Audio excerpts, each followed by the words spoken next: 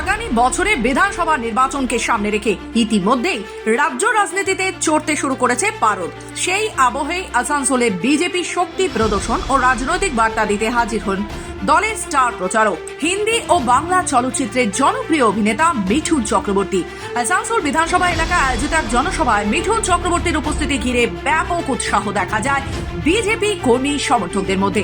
সভায় উপস্থিত ছিলেন আসানসোলের বিধায়ক অজয় পোদ্দার, যুব নেতা কেশব পোদ্দার সহ বিজেপির একাধিক স্থানীয় নেতৃত্ব।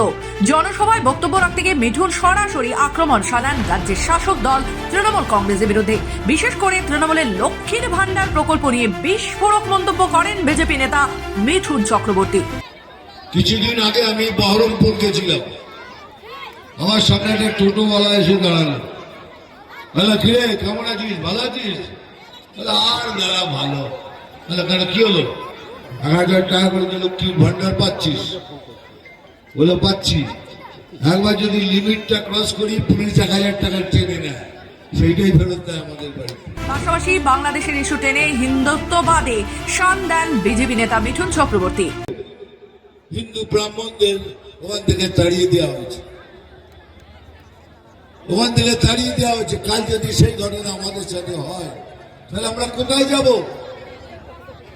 কোথায় যাব? আমরা সব জায়গায় দানাগিরি চলছি।